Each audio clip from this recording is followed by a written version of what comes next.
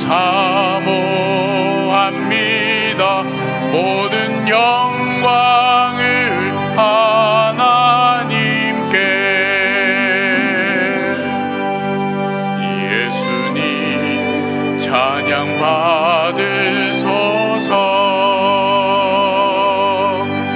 예수님 찬양 받으소서.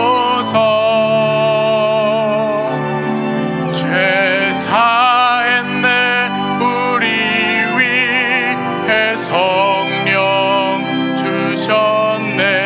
예수님 찬양 받으소서.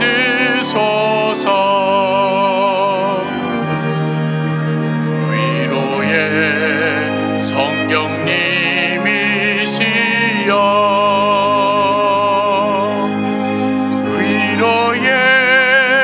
성령님이시여. 우리 안에 계셔서 늘 인도하셨네. 위로의 성령님이시여.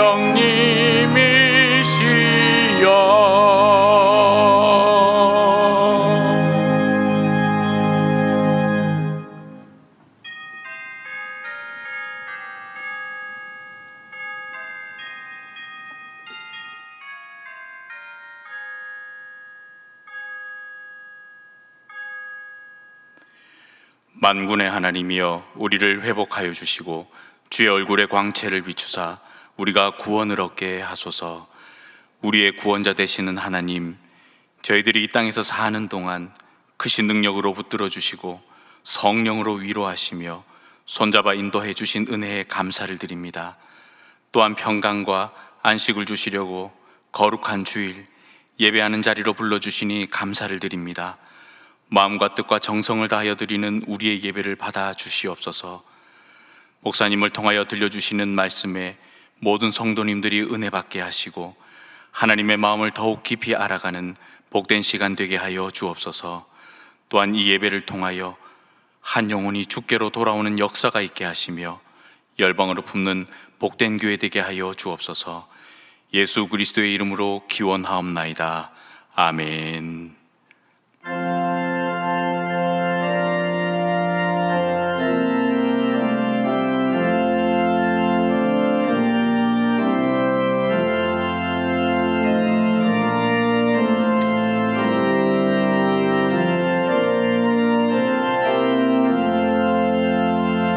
내 눈을 들어두는 살피니 사나기라. 날 돕는 구원 어디서 오나. 그 어디서.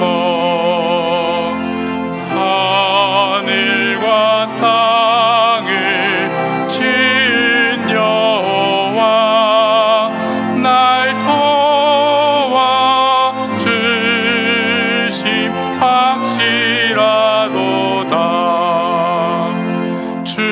주께서 나의 가는 곳마다 지키시며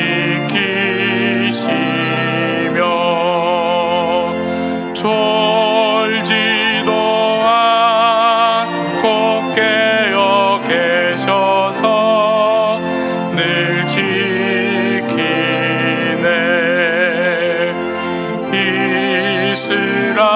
이스라엘을 지키시느니 쉬지도 않고 살펴주시네. 여호와 나의 보좌시니 늘 지키며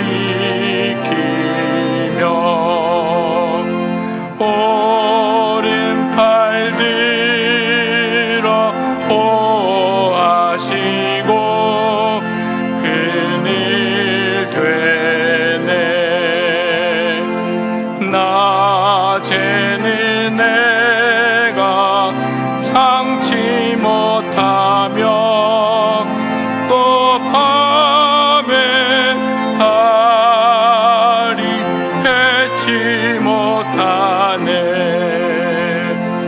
여호와 나의 영혼 지키사 돌보시며 내 모든 죄를 사해 주시고 늘 지키네.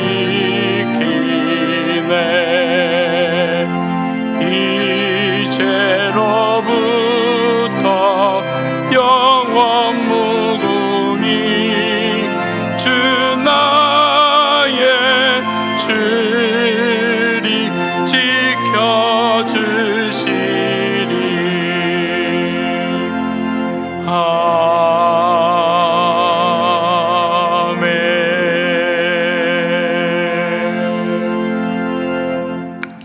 지난 한 주간 우리의 삶을 돌아보며 침묵으로 참회의 기도를 드리겠습니다.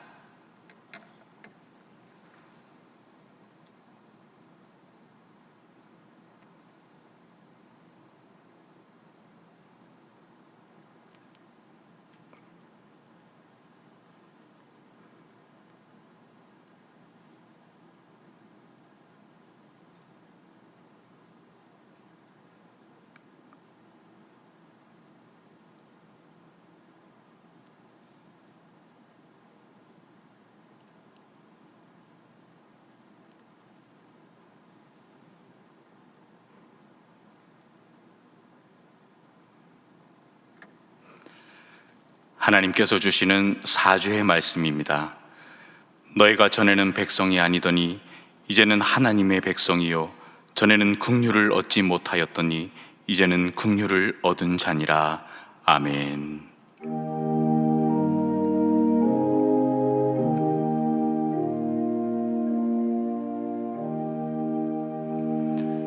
나는 전능하신 아버지 하나님 천지의 창조주를 믿습니다. 나는 그의 유일하신 아들 우리 주 예수 그리스도를 믿습니다. 그는 성령으로 잉태되어 동정녀 마리아에게서 나시고 본디오 빌라도에게 고난을 받아 십자가에 못 박혀 죽으시고 장사된 지 사흘 만에 죽은 자 가운데서 다시 살아나셨으며 하늘에 오르시어 전능하신 아버지 하나님 우편에 앉아 계시다가 거기로부터 살아있는 자와 죽은 자를 심판하러 오십니다. 나는 성령을 믿으며 거룩한 공교회와 성도의 교제와 죄를 용서받는 것과 몸의 부활과 영생을 믿습니다. 아멘.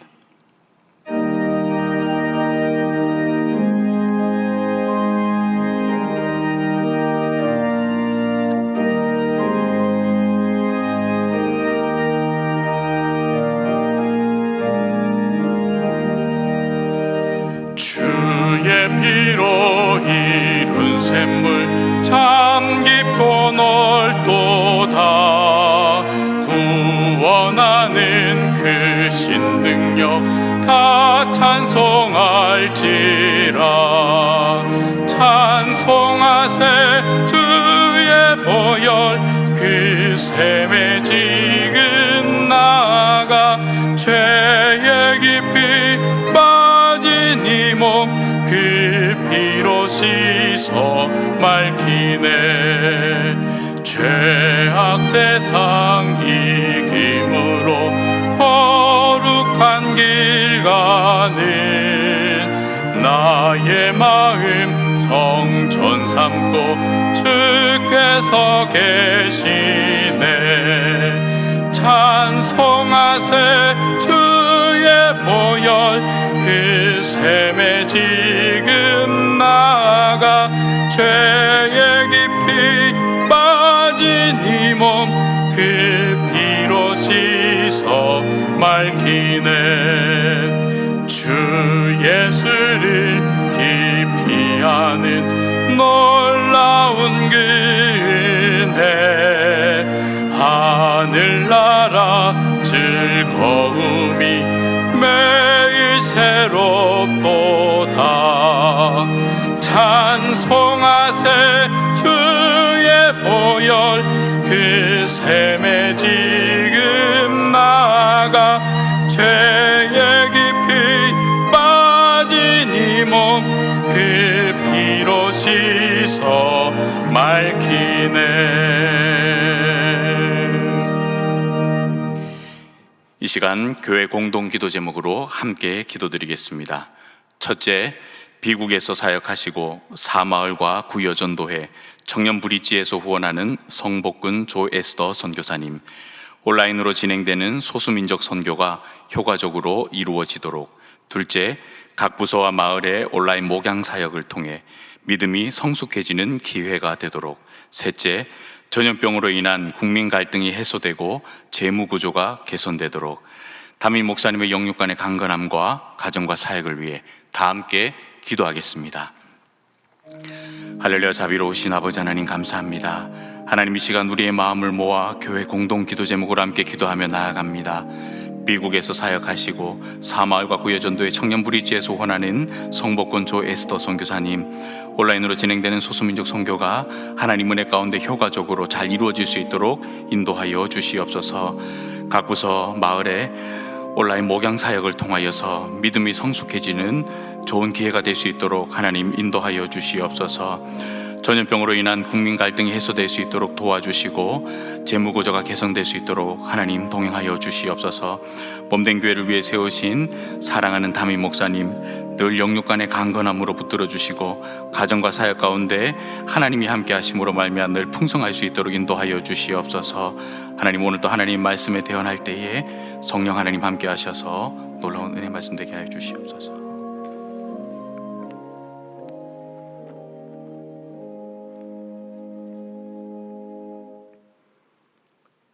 아버지 하나님, 참으로 고맙고 감사합니다. 2020년 9월 첫째 주일, 온 세계와 온 나라가 전염병으로 인해 모이기 힘든 상황 속에서도 저희들에게 시간과 기회를 주셔서 온라인으로 각자 있는 처소에서 살아계신 주님께 예배를 드리게 하심에 진심으로 감사를 드립니다. 하나님, 전염병 바이러스가 더욱 강하게 변형되어 우리가 백신이 없어 어떻게 대처할 수 없지만 성도는 더 절제와 경건과 거룩하여야 할 터인데 세상 마음대로 생활과 활동을 하고 교회의 전염을 시켜 세상 비난을 받고 주님의 영광을 가린 저희들 용서하여 주시옵소서. 하나님, 우리의 인생을 수없이 많은 선택 가운데 이곳까지 인도하여 주셨습니다. 그러나 돌이켜보면 나의 생각과 뜻에 모든 지식과 돈과 명예를 걸고 최선을 다한 결정의 선택은 늘 실패와 절망이 가득하였지만 신실하신 약속의 하나님 말씀에 순종하는 선택은 비록 내가 잘못하였을지라도 주께 기도하면 최악에서 최선으로 바꿔주실 때가 너무나 많은 것을 고백하며 진심으로 주님께 감사와 찬양을 올려드립니다.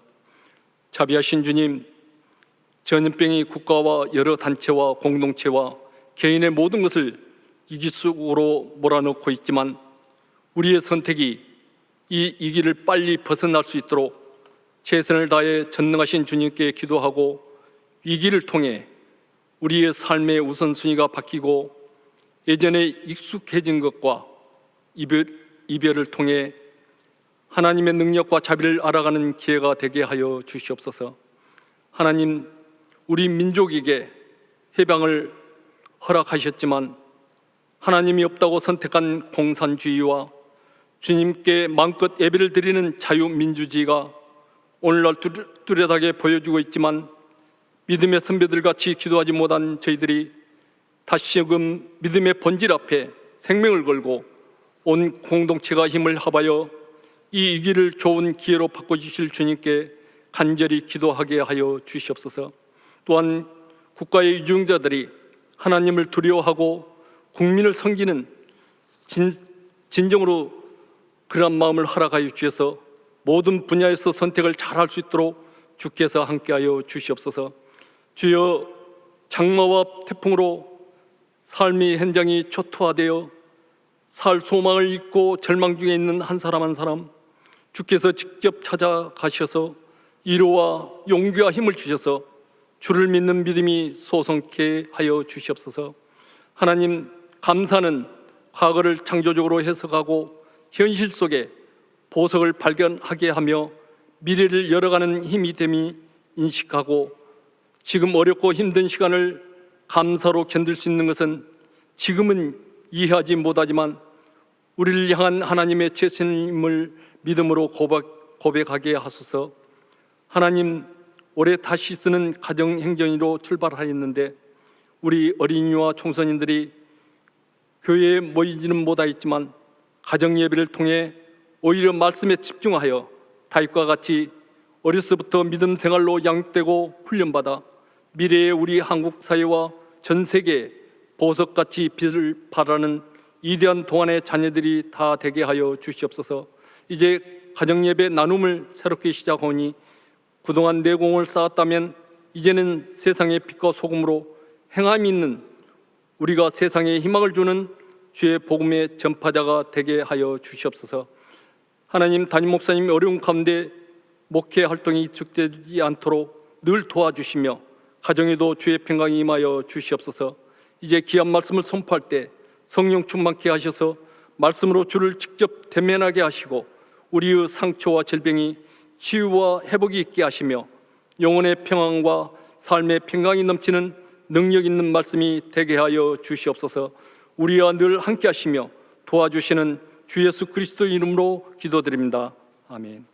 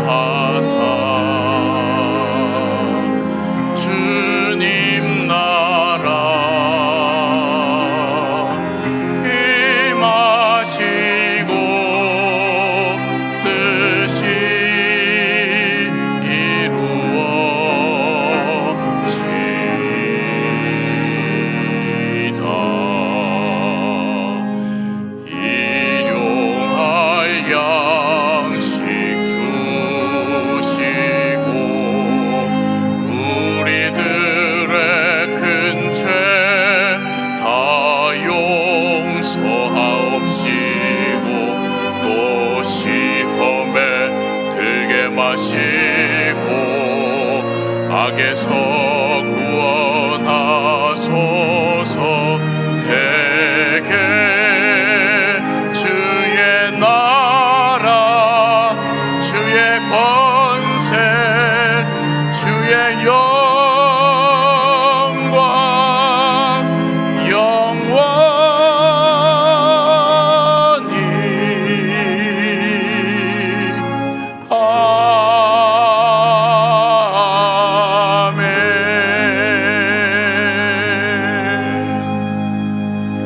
자비하신 하나님, 9월 첫째 주 예배를 아버지 앞에 올려드립니다.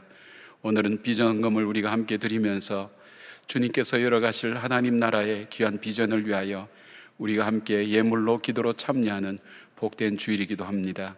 이제 가을로 접어들어가는 이 시기에 아직도 고통과 어려움 중에 있는 이민족 위에 하나님 긍휼과 하나님 자비를 베풀어 주실 뿐 아니라 수해로 아픔과 고통 중에 있는 이민족 위에 하나님께서 위로해 주시고 하나님께서 구원하여 주시오며 불쌍히 여겨 주시기를 간절히 소원합니다. 자비하신 하나님, 사랑하는 주의 성도들이 생업의 현장과 삶의 현장에 어려움이 많이 있지만은 하나님, 그러나 여기에서 우리가 주저앉지 않고 믿음으로 일어서서 믿음의 인내는 소망을 이루는 하나님의 귀한 역사를 이루어갈 수 있도록 도와주시옵고, 요셉은 감옥에서 더 강하여지고 더 든든하여지고 더 단단하여진 것처럼 이 어려울 때일수록 우리의 믿음이 더 굳세어서 하나님께서 우리를 세상 속에서 쓰실 때에 복되고 아름답게 쓰임받을 수 있도록 하나님 함께해 주시기를 원합니다. 자라나는 우리 자녀들을 특별히 붙들어 주시고 이들에게 이 기간이 신앙의 공백의 기간이 되지 않도록 도와주시고, 오히려 가정 예배를 통해서 가족이 하나 되며 믿음 안에서 부모님이 전해준 그 하나님 말씀을 믿고 나아갈 수 있는 복된 기회가 될 수 있도록 도와주시기를 간절히 원합니다. 자비하신 하나님, 귀한 예물 구별하여 아버지 앞에 올려드렸습니다. 하나님, 예물이 주님 앞에 드려질 때 하나님이 영광 받아주시고 예물이 쓰여지는 곳에 하나님의 영광이 드러나게 하여 주시오며, 드리는 손길 위에 하나님께서 복과 은혜를 베풀어 주셔서 이 땅을 살아가며 하늘의 신령한 복과 땅의 기름진 복으로 하나님께서 채워주실 뿐 아니라 때를 따라 돕는 주님의 은혜로 함께하여 주시오며, 하나님, 주님께서 베풀어 주시는 크고 놀라운 일들 앞에 더 큰 감사와 찬양이 넘치는 귀한 삶이 될 수 있도록 도와주시옵소서. 하나님, 질병으로 고통 중에 있는 우리의 지체들, 또 예배에 하나님 영상으로 함께 참여하는 모든 주의 자녀들 위해 주님 함께 하시고, 각 가정마다 크고 작은 문제들 앞에 넘어지지 않고 믿음으로 잘 일어서서 우리의 걸림돌이 디딤돌이 되게 하여 주시오며, 믿음의 반석 위에 굳건하게 세워진 가정이 흔들림이 없고 바람이 불고 창수가 하나님 몰아쳐도 하나님 든든하게 더욱더 세워질 수 있도록 우리의 신앙을 붙들어 주시옵소서. 예배의 자리에 나온 한 사람 한 사람, 한 가정 한 가정을 축복해 주시고, 하나님, 문제와 염려와 걱정 가운데서 자유케 하여 주시오며, 하나님, 죽은 사람도 살리시고 병든 자도 일으키시고 낙심한 자도 새롭게 세워나가시는 하나님의 능력과 권세가 나타나는 우리의 예배가 되게 하여 주시옵소서. 우리 가운데 계셔서 우리 예배를 받으시는 우리 주 예수 그리스도의 이름으로 기도드리옵나이다. 아멘.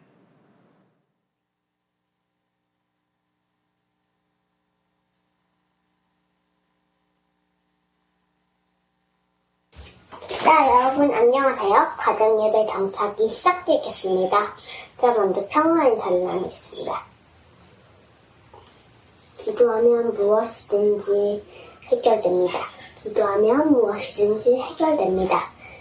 자, 처음에 시온의 영광 빛나는 아침 550장 읽겠습니다.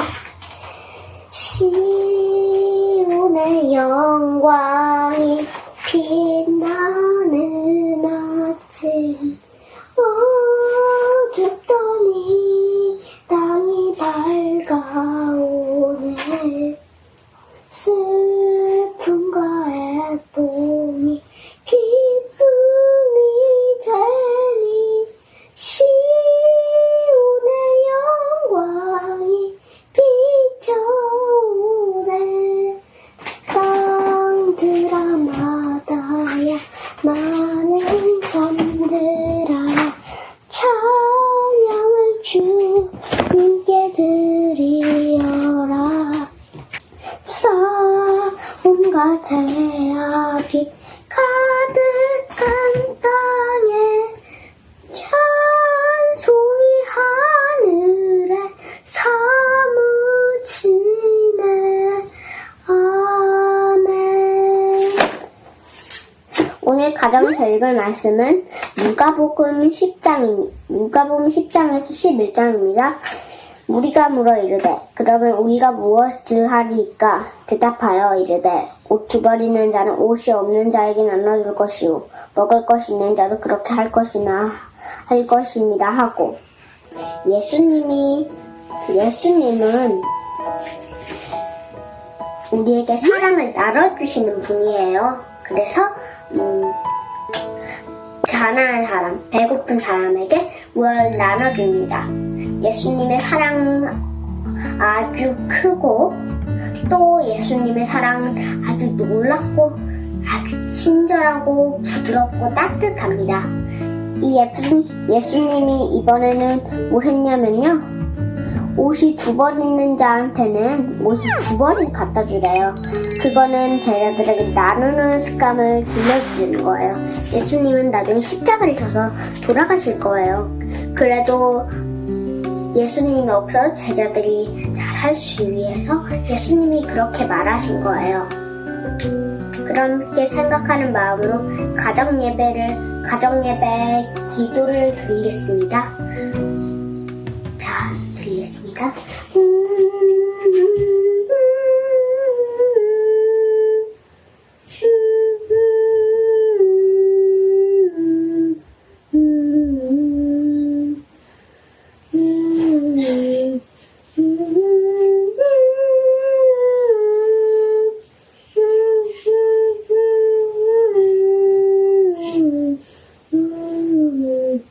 자,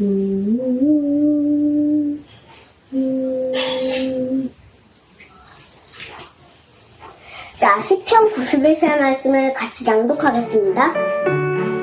지존자의 은밀한 곳에 거주하며 전능자의 그늘 아래 사는 자여, 나는 여호와를 향하여 말하기를 그는 나의 피난처요 나의 요새요 내가 의뢰하는 하나님이라 하리니, 이는 그가 너를 새 사냥꾼의 우물에서와 심한 전염병에서 던지실 것이미로다. 그가 너를 그의 깃으로 덮으시리니 내가 그의 날개를 피하리로다. 그의 진실함은 방태에서 상태가 되시리니, 너는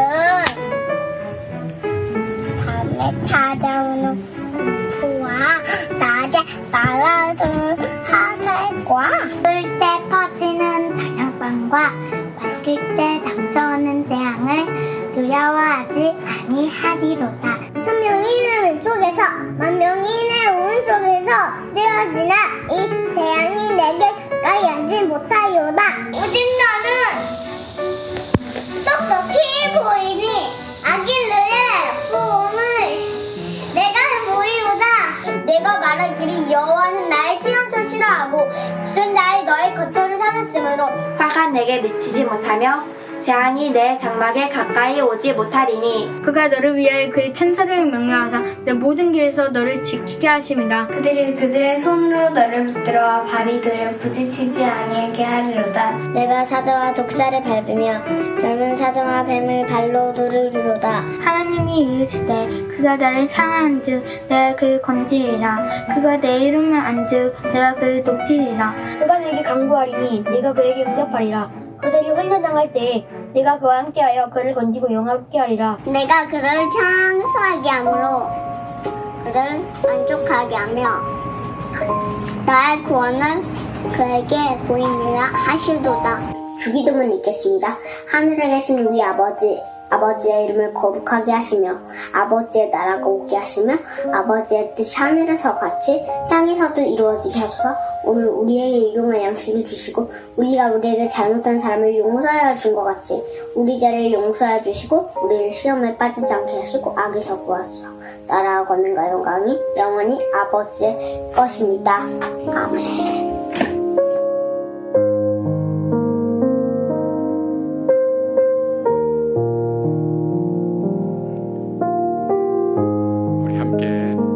우리 아동교육부에서 같이 박수 칠까요? 예, 고맙습니다. 재미있게 보셨죠? 하나둘씩 변해가는 우리 아이들을 바라봅니다. 한 500여 가정이 계속 가정 예배를 이어가면서 가정이 변하고 또 우리 아이들이 변해가는 모습을 우리가 눈으로 확인해 볼 수 있습니다. 오히려 이 전염병이 아니었으면 어쩌면 잃어버릴 만한 그런 중요한 기회를 우리가 다시 찾은 것 같아서 얼마나 감사한지 모릅니다.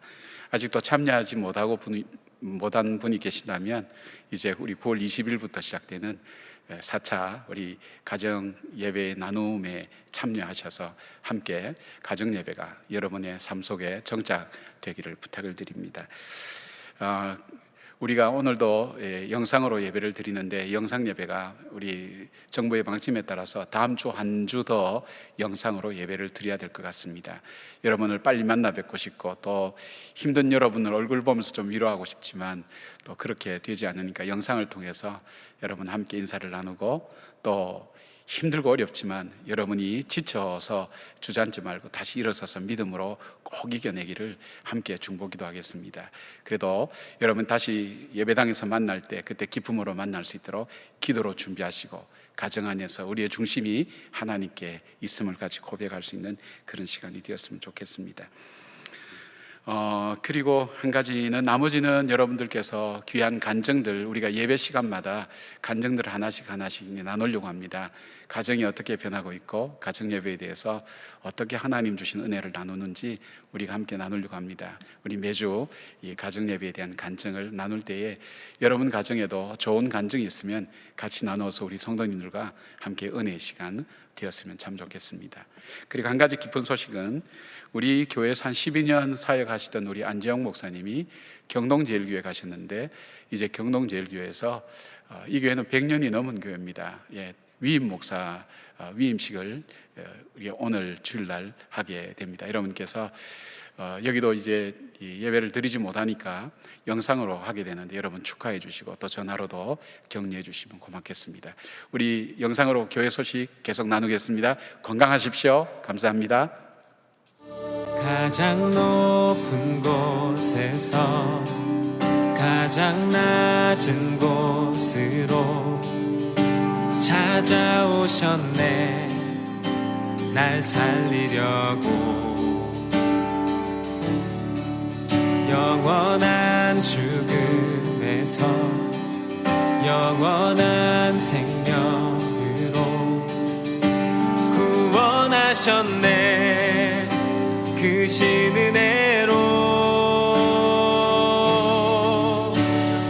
그 사랑으로 그의 상함으로 나의 영혼 죄사함 받았네. 그 구원으로 그의 희생으로 나의 영혼 주 안에서 자유해.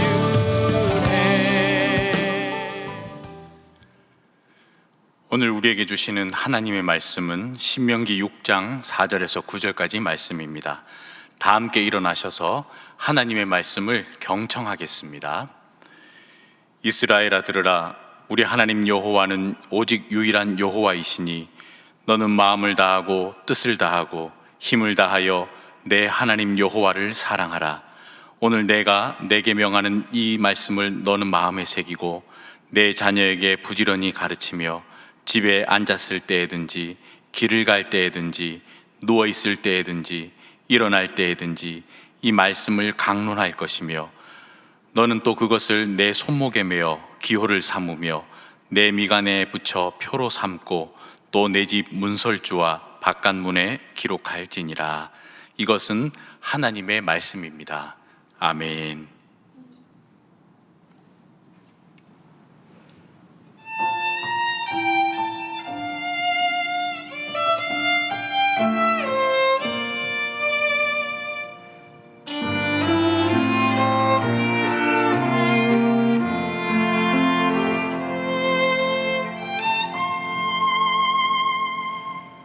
하늘을 볼 겨를도 없이 정신없이 세상을 살다가 마음에 먹먹함이 내 삶을 짓누를 때 그제서야 주님을 찾습니다. 행복을 느낄 겨를도 없이 분주하게 세상을 살다가 인생의 허무함이 내 삶을 짓누를 때 그제서야 주님을 찾습니다.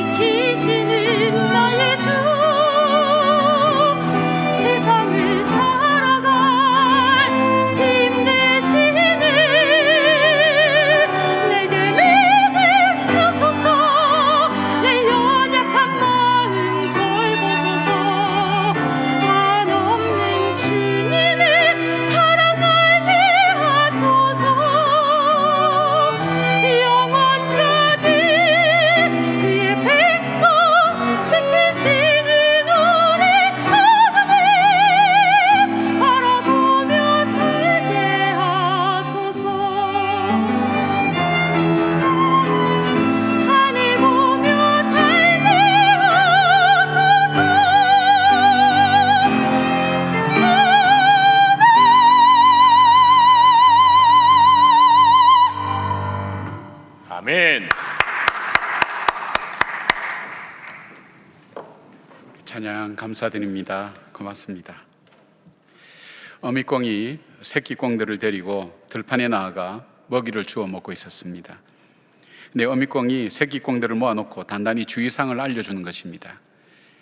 너희들이 땅 위에서 먹이를 찾을 때에는 입으로는 먹이를 먹고, 그리고 눈으로는 먹이를 찾고, 발로는 더듬고 뒤집겠지만은 귀만은 언제나 열어놓고 엄마의 음성을 듣도록 하여라. 그렇게 이야기를 합니다. 어느 때 갑자기 여우가 나타나서 우리를 공격할 줄 모르니까 엄마의 말에 귀를 열어놓고 항상 들으면서 조그만 엄마가 얘기를 하면 빨리 엄마에게로 달려오라고 그렇게 신신당부를 하게 됩니다. 이렇게 간곡하게 주의를 주었지만 새끼들이 다 이렇게 엄마의 말을 듣지만 그 중에 먹이만 찾아다니는 한 새끼가 있었습니다. 그 새끼꽁이 자기 먹이를 따라서 가다가 어느 순간 엄마의 목소리를 듣지 못합니다. 그리고 여우에게 잡혀 먹고 말았습니다. 이야기는 무슨 이야기를 우리에게 교훈으로 주는가 하면, 여러분, 우리가 아무리 마음대로 산다고 해도 들어야 될 음성은 들어야 살 수 있다는 것입니다. 그리고 아무리 바빠도 들어야 될 말을 들어야 살 수 있는 것입니다. 오늘 이 본문은 유대인들이 가장 중요하게 여기는 말씀입니다. 히브리어로 쉐마라고 하는 유명한 말씀인데 해석하면 들으라 이스라엘이라는 그런 뜻입니다. 이것은 반드시 들어야만 하는 것뿐만 아니라 그리고 들은 말씀대로 순종해야 한다는 말씀의 명령이 이 말씀 속에 담고 있습니다. 유대인들은 이 말씀을 기초로 해서 자기들의 개인의 삶을 세웠습니다. 그리고 가정을 세웠습니다. 더 나아가 어떤 환경과 상황 속에서도 이 말씀을 기억하며 공동체를 만들어 나갔던 것입니다. 유대인은 2000년 동안이나 나라 없이 세계에 뿔뿔이 흩어지고 고달프고 힘든 삶을 살았습니다. 더구나 제2차 세계대전 때에는 독일에 의해서 무려 600만 명이나 되는 동족이 학살당하는 어려움을 겪기도 했습니다. 그럼에도 불구하고 유대인이라는 그 정체성을 잃어버리지 않고 결국 1948년도 이스라엘 나라를 세울 수 있었던 이유가 무엇인가? 사람들은 많은 연구를 했습니다. 그 연구의 공통적인 것은 유대인들에게 다른 나라에서는 볼 수 없는 유대인들의 교육이었습니다. 유대인의 토라와 이 모세 오경을 중심으로 어디에 있든 어떤 상황에 있든 그들이 이것을 가지고 교육하고 훈련했던 그것이 바로 이스라엘을 이스라엘로 만드는 것이 되었다고 그렇게 이야기를 했습니다. 바로 이 유대인이 들어야 될 수많은 말씀 중에 가장 중요하게 여기는 것이 오늘 이 쉐마의 이 말씀입니다. 들으라 이스라엘, 이스라엘아 들으라. 그리고 그 말씀대로 순종하라. 여러분, 우리는 코로나로 많은 것이 무너졌습니다. 게다가 수해까지 겹치면서 많은 고통과 어려움 중에 있습니다. 무엇보다도 우리 자신이 무너져 내리는 사람이 많을 겁니다. 개인적으로 사업을 구상했다가도 무너져 내린 사람도 있을 것이고, 여러 가지 계획을 잡았지만 이것 때문에 좌절되는 사람들도 적지 않을 겁니다. 또 가정적으로도 어려움을 겪는 사람도 많을 겁니다. 바로 이 코로나 이혼이라고 하는 그런 말이 유행할 정도로 가정적으로도 위기와 어려움을 겪기도 많이 할 겁니다. 더 나아가서 어느 때보다도 이 그리스도인들이 참 어려움을 겪고 있습니다. 여러 가지 어려움들을 다 겪으면서 이 땅에 그리스도인으로 살아간다는 것이 이제는 참 버거울 정도로 어려운 환경 속에서 다시금 새로운 역사를 써가야 됩니다. 무너진 모습 그대로 나를 그대로 둘 것이 아니라 다시 세워나가고 우리의 가정을 다시 세워나가며 우리의 공동체를, 교회 공동체를 다시 세워나가는데 무엇을 근거로, 무엇을 우리가 시작으로 삼아야 될 것인가. 오늘 유대인들은 바로 그들이 이제 광야 40년을 끝내고 가나안 땅 들어간 새 땅에 들어가기 전에 하나님께서 이 말씀을 주시면서 들으라 이스라엘, 그리고 하나님께서 반드시 그 땅에 가서도 꼭 들어야 될 세 가지 명령이 오늘 이 말씀 속에 들어있는 것을 보게 됩니다. 이 말씀을 우리가 되새기면서 오늘 우리의 삶도 하나님 말씀으로 다시 세워나가는 그런 우리의 신앙생활 되었으면 좋겠습니다. 자, 이 말씀의 첫 번째 명령은 무엇인가 하면 바른 신앙 고백으로 우리 개인의 삶을 다시 세워나가야 되는 것을 말씀하고 있습니다. 4절 말씀 보니까 이스라엘아 들으라 우리 하나님 여호와는 오직 유일한 여호와신이 되어 있습니다. 이 말씀 속에는 신앙 고백의 세 가지 요소가 다 들어 있습니다. 즉 믿음의 대상이 누구인가, 믿고 있는 내용이 무엇인가, 그리고 믿고 있는 대상과의 너와의 관계가 어떤 것인가 하는 것이 바로 이 말씀 속에 다 들어 있습니다. 게다가 5절 말씀 보니까 너는 마음을 다하고 뜻을 다하고 힘을 다하여 내 하나님 여호와를 사랑하라고 말씀하십니다.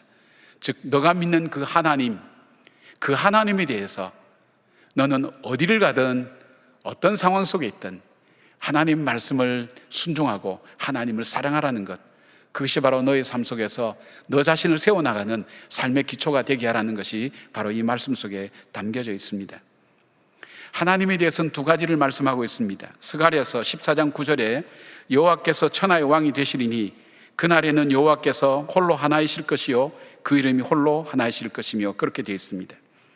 좀 더 풀어서 말씀드리면 여호와 하나님은 창조주이시며 역사의 섭리자이시며 만왕의 왕이 되신 분이라는 것, 그리고 그 하나님은 유일한 한 분이라는 사실을 믿는다는 것입니다. 내가 믿는 그 하나님은 나의 창조주 되시며 우리의 창조주 되시며 역사의 창조주 되시며 역사의 섭리자 되시며 만왕의 왕이 되신다는 사실, 바로 그 하나님, 유일하신 그 하나님을 믿는다는 그 믿음을 이야기를 합니다. 이스라엘 백성에게는 더 피부에 와닿는 하나님에 대한 고백이 있습니다. 그것은 신명기 5장 6절에 있는 말씀입니다. 십계명을 주실 때 주신 말씀이죠. 나는 너를 애굽 땅 종되었던 집에서 인도하여 낸 내 하나님 여호와라. 너의 하나님 여호와라. 애굽 땅 종되었던 곳에서 너를 인도하여 낸 너의 하나님 여호와라. 그것이 바로 그들 속에는 마음에 더 피부에 와닿습니다. 그 하나님, 그들에게 하나님은 어떤 하나님이었습니까? 창조주 하나님이요 역사의 섭리자요, 그리고 우리를 구원하신 그 하나님이실 뿐 아니라 그 하나님은 우리가 애굽 땅 종되었던 곳에서 아무도 구출할 수 없는 바로 그 상황 속에서 우리를 구속하여 내시고 우리를 오늘 여기까지 인도하신 바로 그 하나님이라는 그 신앙 고백입니다. 내가 믿는 하나님은 어떤 하나님인가? 우리를 애굽 땅 종되었던 곳에서 구속하여 내시고, 그리고 오늘 우리를 여기까지 인도하신 그 하나님이라는 사실, 그 하나님은 유일하신 하나님이시며 그 하나님을 마음과 뜻과 정성을 다해서 사랑하고 순종하라는 것이 오늘 바로 하나님께서 이스라엘 백성들에게 주신 바로 이 삶을 세우는 기초라는 것을 말씀하고 있습니다. 이것은 베드로가 고백한 마태복음 16장 16절의 말씀과 비교될 수 있습니다. 베드로가 대답하여 이르되 주는 그리스도시요 살아계신 하나님의 아들이시니이다. 바로 나에게 주신 예수 그리스도, 그분은 나의 진정한 왕이시요 나의 선지자요 나의 제사장 되시는 살아계신 하나님의 아들이라는 그 고백이라는 사실입니다. 마르다가 나사로가 죽은 상태에서 고백했던 그 신앙 고백, 이르되 주여 그러하외다 주는 그리스도시요 세상에 오시는 하나님의 아들이신 줄 내가 믿나이다라는 그 고백이기도 합니다. 사도 바울은 고린도전서 3장 11절 세 번역으로 읽어드리면 아무도 이미 놓은 기초이신 예수 그리스도밖에 또 다른 기초를 놓을 수 없습니다. 그렇게 되어 있습니다. 무엇을 말합니까? 내 인생의 기초를 어디다 두느냐는 것입니다.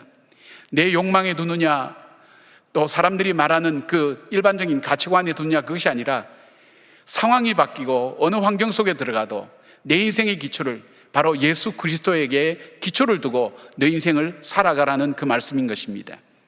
좀 더 통합적으로 말씀드리면 하나님께서 이 우주의 창조자 되시고 역사의 섭리자 되시며 나를 구원하신 분, 바로 예수 그리스도를 이 땅에 보내주셔서 죽을 수밖에 없는 나를 구속해 주신 바로 그 하나님을 내가 믿는다는 겁니다. 그리고 그 하나님을 믿을 뿐 아니라 그 하나님 말씀에 내가 순종하고 그 하나님을 적극적으로 사랑하는 삶을 세워나가는 것, 그것이 너 개인의 인생을 세워나가는 일에, 너 각자의 삶을 세워나가는 일에 그것이 바로 너 삶의 기초가 되게 하라는 말씀입니다. 사랑하는 여러분, 이스라엘 백성들은 바로 그들이 새로운 가나안 땅에 들어갔을 때에 그들은 환경이 바뀌었습니다. 여러 가지 상황들이 많이 바뀌었습니다. 그리고 그 문화에 휩쓸려서 어떻게 자신을 주체할 수 없을 정도의 환경 속에 있을 때에 그들이 하나님께서 행하셨던 귀한 역사를 기억하고 하나님의 말씀을 듣는 동안 그들은 흔들리지 않았습니다. 새로운 땅에서도 그들은 바로 하나님의 백성답게 자신들을 세워나갈 수가 있게 된 것입니다. 사랑하는 여러분, 오늘 우리가 사는 이 세상은 엄청난 도전을 받고 있습니다. 정말 내가 믿는 예수 그리스도가 참된 나의 구세주인가 하는 분명한 질문을 세상 속에 우리는 하고 살아야 됩니다. 그 예수님이 정말 역사의 주인이신가 하는 그 질문 앞에도 우리는 대답할 수 있어야 됩니다. 그 예수님이 정말 나의 구원자 되시는지, 그 예수님이 정말 절대 희망을 가지고 우리에게 주신 정말 언약의 하나님이신가 하는 것을 우리의 삶 속에서 분명히 대답하는 삶을 살아야 됩니다. 이제는 더 이상 우리는 모양만 무늬만 그리스도인으로 살아갈 수는 없습니다. 무너지고 깨어지고 부서진 우리의 삶 가운데 우리가 다시 세워야 될 내 자신의 모습은 정말 그 예수님이야말로 나를 애굽 땅 종되었던 곳에서 구속하여 내신 하나님이시라는 그 고백처럼 나를 죄와 허물로 죽은 나를 구속하여 주시고 나를 살려주실 뿐 아니라 하나님의 자녀 삼으시고 나에게 영원한 약속을 주시고 언약의 백성으로 나를 삼아주시며 참 소망을 주신 분이 나의 예수 그리스도시라는 이 믿음의 기초 위에 우리 인생을 세워나가야 된다는 것입니다. 하나님 이스라엘 백성들에게 그들이 새로운 땅에 들어갔을 때에도 이 믿음 붙들고 그 개인의 삶을 하나님께서 그 백성 한 사람 한 사람에게 세워나가시기를 하나님 명령하셨습니다. 두 번째는 하나님께서 명령하신 것이 무엇인가 하면 가정을 축복의 현장이 되게 하라는 것입니다. 하나님께서는 가정을 하나님 말씀이 전달되고 증거되는 현장이 되게 하라는 것입니다. 코로나 전염병 이후에 가장 많은 변화가 가정에 있었습니다. 인터넷에 떠돌아다니는 이야기가 어느 초등학생의 그림 일기에 대한 이야기입니다. 방학이 길어지자 엄마들이 괴수로 변했다. 그 중에서 우리 엄마가 가장 사납다. 그래서 나는 아주 두렵고 무섭다. 그래서 나는 지금 아주 고통스러운 삶을 살고 있다. 가정의 엄청난 변화를 우리가 볼 수 있죠. 주부들이 겪는, 엄마들이 겪는 엄청난 스트레스와 그리고 가정에 예상하지 못했던 새로운 사실들을 보면서 당황해하는 가정의 모습을 보게 됩니다. 이번 전염병으로 우리에게 큰 발견이 될 수 있었던 것이 두 가지를 꼽으라 그런다면, 하나는 우리의 일상이 참 축복이었다는 사실을 우리가 피부로 느끼게 되었다는 것입니다. 그리고 또 하나의 발견이 있다면 그것은 가정의 발견입니다. 가족의 발견이었습니다. 내 아이들이 누구지? 내 남편이 누구지? 내 아내가 누구지? 바로 이런 사실들, 내 부모님이 누구지 하는 그 가족의 새로운 발견들입니다.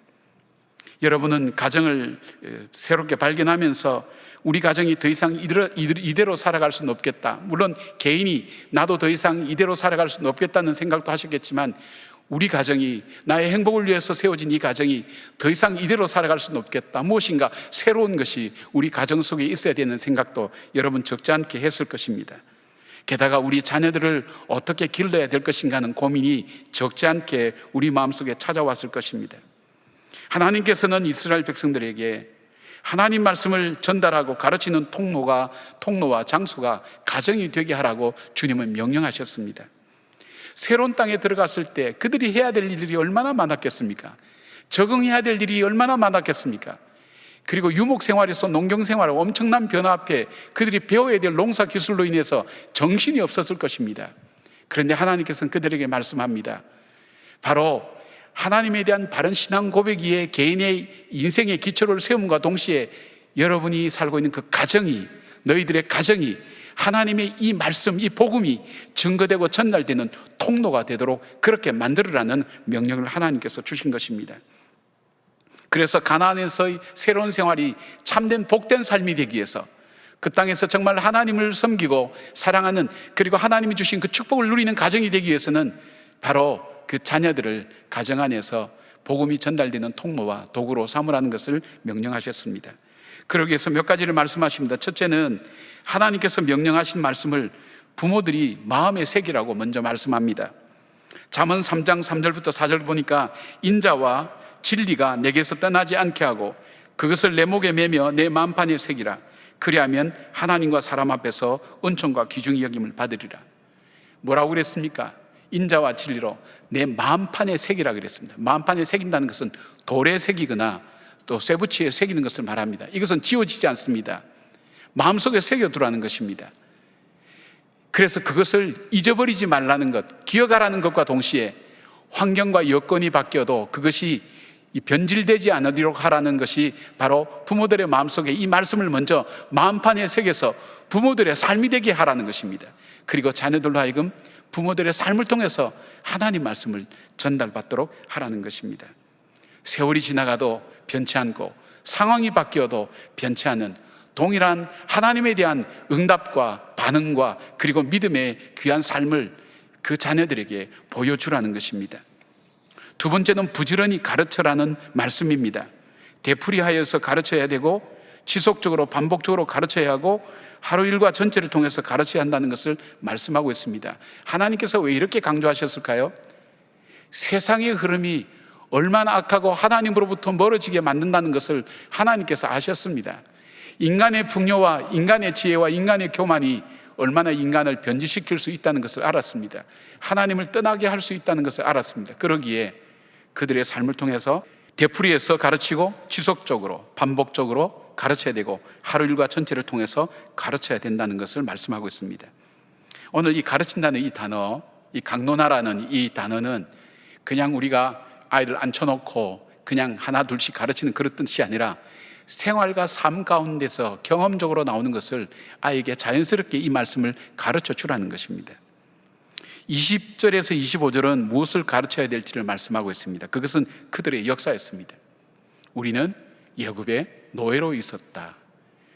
그런데 그 하나님께서 이적과 기적을 베푸셔서 그 애굽의 군대를 물리치고 우리를 정말 구출해 내셨다. 그리고 그 하나님이 광야에 40년 동안 먹을 것 없고 어디로 가야 될지 알지 못하지만 하나님께서 친히 인도하여 주셔서 우리를 가나안 땅까지 인도하여 주셨고, 그 하나님은 거기서 지킨 하나님 말씀을, 하나님의 섬김을 이 땅에 와서도 우리에게 동일하게 지키라고 말씀하셨다는 사실을 자녀들에게 전하라는 것입니다. 끊임없이 그들의 삶을 전하라는 것입니다. 그들의 삶이라는 게 뭘까요? 요즘 말로 바꾸면 엄마 아빠가 살아온 삶 속에 하나님께서 과거에 엄마 아빠의 삶 속에 함께 하셨고 지금도 하나님이 함께 하시고 앞으로도 그 하나님이 함께 하신다는 사실을 아이들에게 가르쳐 주라는 것입니다. 의도적으로 가르치기 위해서 이거는 하나님이 하신 거다 꼭 이렇게 우리가 경직되어서 하는 것은 아니지만, 내가 살아온 지난날의 삶을 돌아볼 때 정말 어려운 고비마다 위기 때마다 하나님이 함께 하셨다고. 전 저희 아버님이 제게 많은 말씀은 안 하셨어요. 그러나 제가 제게 하셨던 말 중에 기억나는 말씀이 있어요. 형준아, 나는 너를 보면 하나님이 살아계신 것을 알 것 같다. 너 삶을 인도해 가시는 거 보면 하나님이 살아계신 것을 알 것 같다. 저는 저에게 이 말씀이 잊혀지질 않아요. 그리고 제가 힘들고 어려울 때마다 우리 아버지가 보셨던 나의 모습 속에서 하나님이 어떻게 내 삶을 인도하는가를 보셨지, 그걸 기억하면서 용기와 힘을 내는 것을 봅니다. 삶을 통해서 보여줄 때, 삶을 통해서 가르칠 때 이 자녀들은 그것을 잊지 않는다는 것을 보게 됩니다. 그리고 부모가 힘들고 지쳐도 부모는 힘들고 지칠 수 있다는 것도 보여줄 수 있어야 됩니다. 그리고 그 부모를 자녀들도 도울 수 있어야 된다는 것도 보여줄 수 있어야 됩니다. 그러나 힘들고 지친 모습만 보여주는 것이 아니라 힘들고 지친 모습 가운데서도 말씀을 듣고 다시 일어서서 하나님의 말씀을 통해서 다시 든든하게 걸어가는, 그리고 어려움 중에도 용기를 내고 힘을 내서 걸어가는 부모의 모습도 아이들에게 보여줄 수 있어야 됩니다. D.L. 무디의 이야기가 있습니다. 이 무디 아버님은 건축을 하셨는데 담벼락이 무너지면서 그 밑에 깔려서 하루 아침에 돌아가셨습니다. 그 어머니는 빚 보증을 썼는데 그 보증이 잘못되어서 모든 집달리들이 와서 모든 것 다 가져갔습니다. 시카고의 날씨는 추운데 덮을 이불조차 없어서 위층에서 형제들끼리 들들 떨고 있는데 저 밑에서 뭔가 흐느끼는 소리가 들렸습니다. 그것은 바로 아무것도 없는, 미래를 알 수 없는, 아무것도 시작할 수 없는 그 어머니가 마룻바닥에 엎드려서 흐느끼며 하나님 앞에 기도하는 모습이었습니다. 그것이 D.L. 무디의 가슴에 떠나지 않았다고 합니다. 자기도 힘들고 지칠 때에 하나님 앞에 엎드릴 수 있었다고 그렇게 고백하고 있습니다. 부모의 보여주는 모습, 좋은 모습만 보여주라는 건 아닙니다. 약한 모습도 보여줍니다. 그러나 그 가운데 머물러 있지 않고 하나님 말씀으로 다시 일어서고 그 말씀을 붙들며 진리 가운데 걸어가는 그 삶을 자녀들과 함께 극복해 나갈 때에 그 가정은 든든하게 서게 된다는 것입니다. 여러분, 그런 의미에서 가정예배는 하나님께서 우리에게 가르쳐 주신 모든 것을 이 가정예배는 다 담고 있습니다. 부모님들이 하나님을 경외하고 예배하는 법을 자녀들과 함께 시간을 보내면서 보게 됩니다. 자녀들이 물어봅니다. 그럴 때 신앙적인 대답을 하면서 함께 시간을 보내게 됩니다. 여러분, 영상에서 본 아이들을 한번 보십시오. 누가 가르쳐 준 것도 아닙니다. 반복되는 예배를 드리면서 그 아이들이 예배 전체를 다 통째로 외우고 있어요. 그리고 그들이 반복하는 그 말씀을 통째로 외우고 있어요. 그리고 그 말씀은 제가 장담하건대 그 말씀은 그 아이들 속에 지금은 아무 뜻도 모르지만 인생을 살아가면서 그 말씀이 자기에게 어떤 힘이 되고 능력이 되는가 하는 것을 분명히 깨닫고 그리고 하나님 앞에 딛고 일어설 수 있는 중요한 힘이 된다는 것을 저는 확신합니다.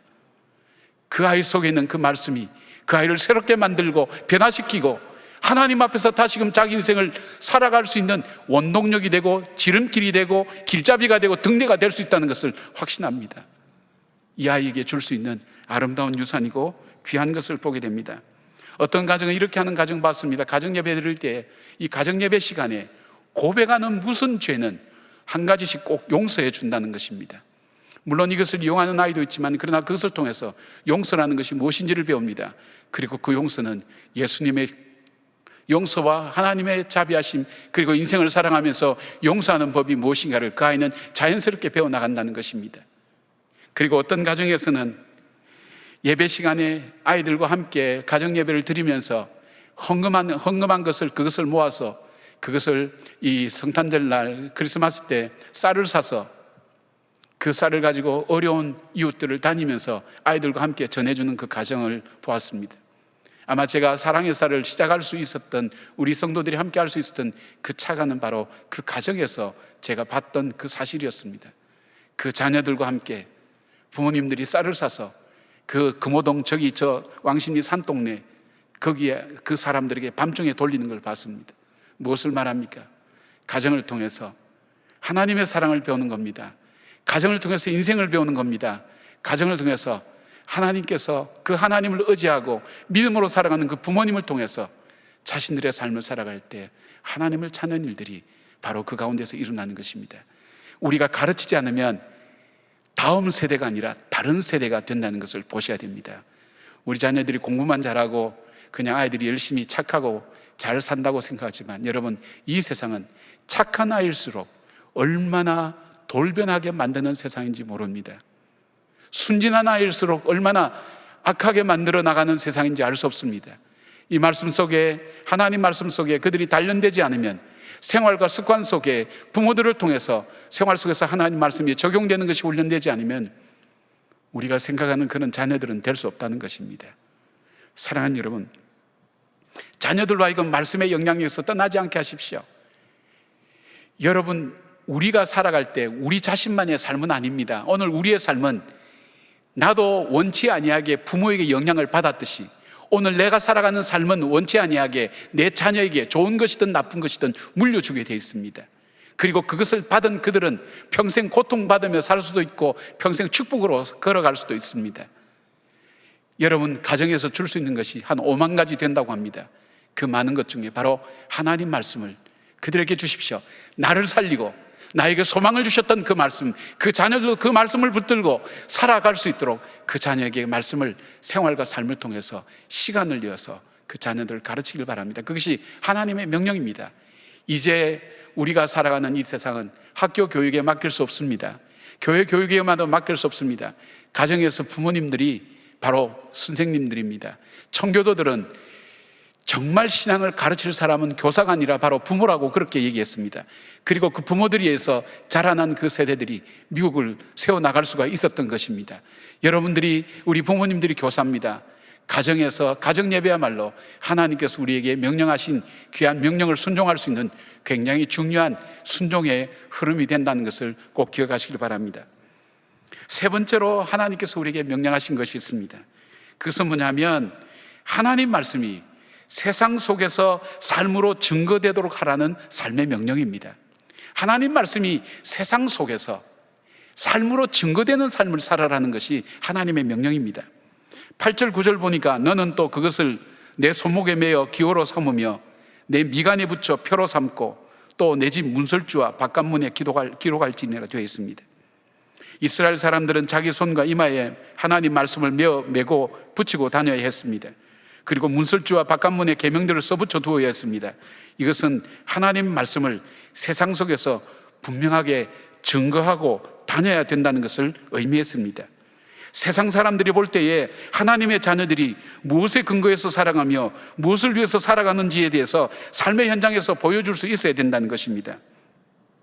초대교회가 많은 사람들에게 영향을 줄 수 있었던 것은 다른 종교를 다 포용하고 받아들여서도 아닙니다. 사람들과의 관계에 잘 어울리고 그 당시 사람들이 이야기하는 그 가치관을 따라 그들과 함께 동행하고 그들에게 동의해서도 아닙니다. 그들의 취향과 목적과 방향이 함께 같이 동일해서도 아닙니다. 그리스도인이라는 독특한 삶의 특성이 있었습니다. 그래서 그들은 박해도 많이 받았습니다. 그러나 그 삶의 특성이 세상 사람들이 바라볼 때 매력적이었습니다. 뭔가 신비로웠습니다. 뭔가 새로운 것이 있었습니다. 자기들이 가지지 않고 있는 뭔가 놀라운 것들이 있었습니다. 총신대 라영한 교수님 보내온 글 속에 제 마음속에 와닿는 글이 있었습니다. 그 내용은 두 권의 책을 통해서 설명을 하고 있었습니다. 하나는 예배학자인 제임스 화이트의 종교 없음이라는 책, 우리나라로 번역되어 있습니다. 그 책을 통해서 이야기하는 것입니다. 오늘날 세상의 관심을 사로잡는 것은 대의명분이다 라고 그렇게 시작합니다. 즉 세상의 교회는 역시 교회구나 하는 대의명분을 세상에 줄 수 있어야 된다는 것입니다. 제임스 화이트는 그 대의명분을 착한 행실로 규정했습니다. 코로나 상황에서 교회가 이토록 어려움을 겪는 것은 세상을 향해 교회다움을 보여줄 것이 아무것도 없다는 것입니다. 세상과 똑같다는 것입니다. 정말 교회는 다르다. 교회는 뭔가 우리에게 주는 뭔가 신비로움이 있다. 신앙생활은 뭔가 다르다는 것을 그들에게 줄 수 있어야 되는데 똑같다는 것입니다. 줄 수 있는 것이 아무것도 없다는 것입니다. 그것이 바로 세상 속에서 바로 이 그리스도인들이 짓밟히게 된 원인이 된다고 얘기를 합니다. 그 다음에 또 하나는 이 종교학자 로더니 스탁의 기독교의 발흥이라는 이 초대교회의 부흥을 종교사회학적 관점에서 기술한 책입니다. 초대교회가 부흥한 이유를 이 로더니 스탁은 이렇게 얘기합니다. 끊임없는 자연재해와 도시위생의 문제, 높은 밀집도, 정복전쟁으로 새로운 이민자의 유입으로 인한 반복되는 전염병, 인종적인 갈등과 사회적 혼란, 로마 콜로세움에서 벌어지는 잔인함과 야만성은 그레코 로마 도시들의 일상이며 참상이었다. 그 안에서 보여준 기독교인의 미덕, 저들이 얼마나 서로 사랑하는지 보라 감탄하게 했던 성도 간의 사랑, 고대 사회에서는 이상하게 비칠 정도로 가족과 민족을 넘어서 낯선 민족에게도 확장되었던 자비와 국률, 예착관계와 신뢰에 근거한 사회적 안전망, 생존율의 확대, 이 모든 것을 가능하게 해준 교리의 힘, 다른 종교가 설명하지 못했던 전염병과 같은 재난에 대한 해석과 실천적 해석 등, 그것이 바로 안디옥과 같은 비참함 속에 있는 도시를 재활성화시킬 수 있었다. 그러면서 2, 3세기에 박해받고 있던 소수의 종교가 로마의 국교가 되는 것은 바로 그들에게 대의명분을 제공한 것이라고 설명했습니다. 여러분, 초대교회는 세상 사람들이 볼 때 같은 땅에 살지만 나그네였고 다른 인생 기준을 가진 사람으로 그렇게 비춰졌습니다.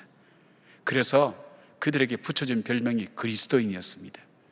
그리스도를 따르는 사람, 그리스도처럼 살기를 원하는 사람, 그리스도를 닮은 사람, 우리와는 다르다고 생각했습니다. 그래서 그리스도인이라고 붙였습니다. 그러나 그 그리스도인 속에 신비로운 힘이 있었습니다. 세상과는 다른 새로운 힘이 있었습니다. 생명력이 있었습니다. 소망이 있었습니다.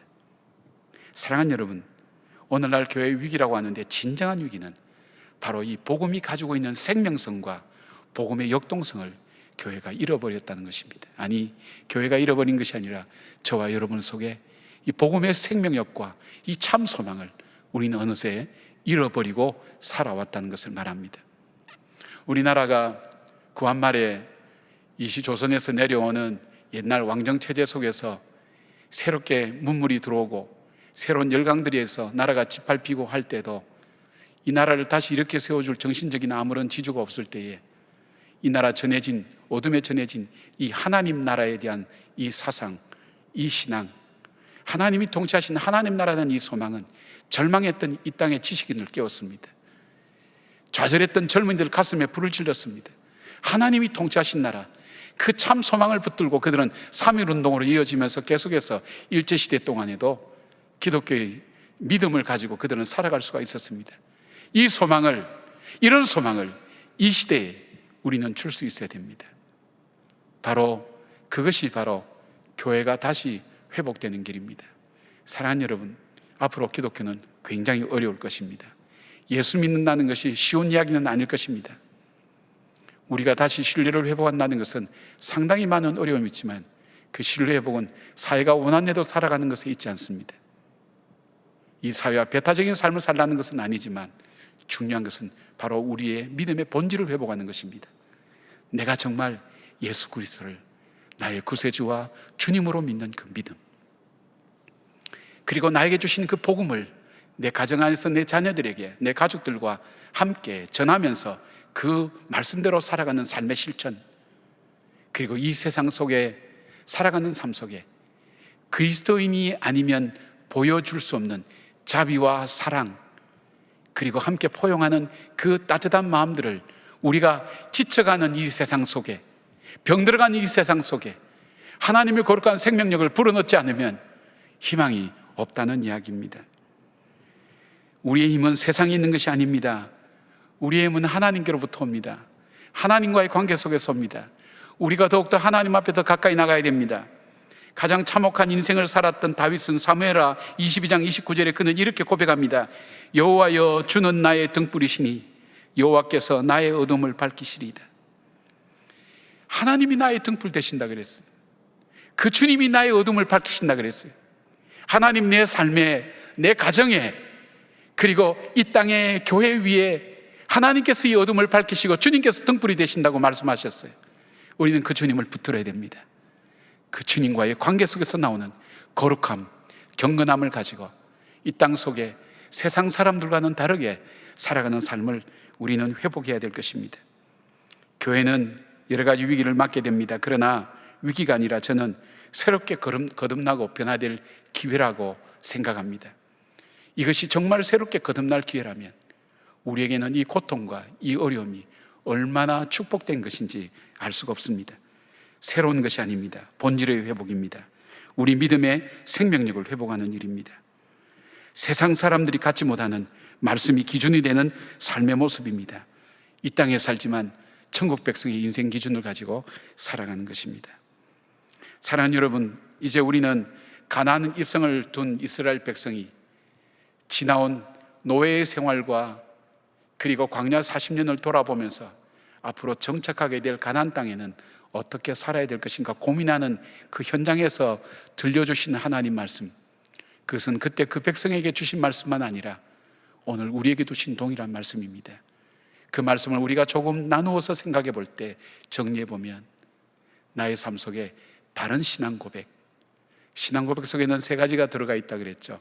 내 믿음의 대상이 누구인지, 믿음의 내용이 무엇인지, 그리고 그 하나님과 나와의 관계 속에서 나오는 삶의 모습이 어떤 것인지를 분명히 정립하고 증거하는 삶, 그리고 나에게 주신 축복의 현장인 이 가정 속에 우리에게 주신 이 자녀들, 나에게 주신 이 가족들, 하나님 말씀으로 그들을 훈련시키고 하나님 말씀으로 가르치며 생활 속에서 그 말씀이 그들의 삶이 될 수 있도록 만들어가는 가정에 대한 새로운 인식들, 더 나아서 우리가 세상에 살면서 우리가 살아가는 삶에 대해서 묻는 그들에게 하나님의 백성다운 삶의 생명력과 소망을 증가하는 삶, 그것이 바로 저와 여러분들이 살아가야 될 삶입니다. 무너졌습니까? 낙심하지 마십시오. 무너진 것을 다시 세우면 됩니다. 지쳤습니까? 새 힘을 얻기를 바랍니다. 바로 우리의 힘은 우리에게서 나오는 것이 아니라 바로 그 하나님께 있습니다. 하나님을 바라보십시다. 하나님을 믿으십시다. 그리고 그 말씀대로 우리가 순종하며 그 말씀에서 약속하신 그 언약을 다시 붙드십시다. 현실을 보지 마십시다. 나의 연약함도 보지 마십시다. 나를 향하여 포기치 않고 사랑하시는 그 하나님의 사랑을 바라보고 그 언약을 바라보며 다시금 믿음으로 다시 일어서는 우리 모두가 되기를 바랍니다. 한국교회가 되기를 바랍니다. 기도하겠습니다. 들으라 이스라엘이여 외치는 주님, 오늘 들으라 한국교회여, 한국 성도들이여, 한국 사람들이여, 그 외침 앞에 저희들이 다시 섰습니다. 광야 생활을 마감하고 새로운 땅, 가나안 땅으로 들어갈 때 그들에게는 어쩌면 적응의 새로운 도전의 시기였지만 하나님 말씀을 따라 그 땅에 하나님의 역사를 세울 수 있었습니다. 그러나 그들이 하나님을 잃어버릴 때 그 땅 속에 하나님 소금과 빛이 보여줄 맛과 빛을 잃어버린 것처럼 저기 한국교회가 그런 것은 아닌지 하나님 앞에 다시 돌아봅니다. 아버지여, 한국교회를 긍휼히 여기시고 주의 성도들을 불쌍히 여기시사 다시 우리 가운데 새 소망을 회복하게 하여 주시옵고 생명력과 소망을 가지고 믿음 안에 걸어가는 우리의 하나님 성도들 될 수 있도록 붙들어 주시고 인도하시며 가정이 회복되게 하시며 생활과 삶 가운데 하나님의 거룩한 백성됨을 회복할 수 있는 저희들 되게 하여 주시옵소서. 예수님의 이름으로 기도드리옵나이다. 아멘. 다 함께 일어나셔서 결단 찬송으로 찬송가 515장 찬양하겠습니다.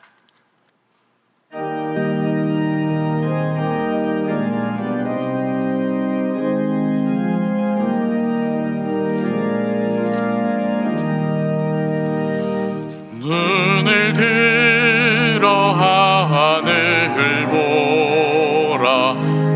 어지러운 세상 중에 곳곳마다 상한 영의 탄식 소리 들려온다. 빛을 잃은 많은 사람 길을 잃고 헤매이며 탕자처럼 기진하니 믿는 자여 어이할꼬. 눈을 들어 하늘을 보라. 어두워진 세상 중에 외치는 자 많고 많은 생명수는 말랐어라. 죄를 대속하신 주님 선한 일꾼 찾으시나. 대답하리 어디 있나. 믿는 자여 어이할꼬. 눈을 들어 하늘을 보라. 살아계신 주 하나님 약한 자를 부르시어 하늘 뜻을 전하셨다. 생명수는 홀로 예수 처음이요 나중이라. 주님 너를 부르신다. 믿는 자여 어이할꼬. 눈을 들어 하늘 보라. 다시 사신 그리스도 만 백성을 사랑하사 오래 참고 기다리네. 인내하신 우리 구주 그의 심판하시는 날 곧 가까이 임하는데 믿는 자여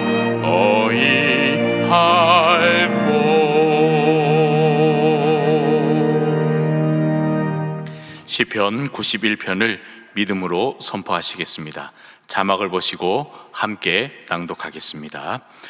지존자의 은밀한 곳에 거주하며 전능자의 그늘 아래에 사는 자여, 나는 여호와를 향하여 말하기를 그는 나의 피난처요 나의 요새요 내가 의뢰하는 하나님이라 하리니, 이는 그가 너를 새 사냥꾼의 올무에서와 심한 전염병에서 건지실 것이미로다. 그가 너를 그의 깃으로 덮으시리니 내가 그의 날개 아래에 피하리로다. 그의 진실함은 방패와 손방패가 되시나니, 너는 밤에 찾아오는 공포와 낮에 날아드는 화살과 어두울 때 퍼지는 전염병과 밝을 때 닥쳐오는 재앙을 두려워하지 아니하리로다. 1000명이 내 왼쪽에서 10,000명이 내 오른쪽에서 엎드러지나 이 재앙이 내게 가까이 하지 못하리로다.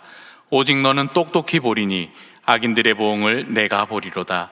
내가 말하기를 여호와는 나의 피난처시라 하고 지존자를 너의 거처로 삼았으므로 화가 내게 미치지 못하며 재앙이 내 장막에 가까이 오지 못하리니, 그가 너를 위하여 그의 천사들을 명령하사 내 모든 길에서 너를 지키게 하심이라. 그들이 그들의 손으로 너를 붙들어 발이 돌에 부딪히지 아니하게 하리로다.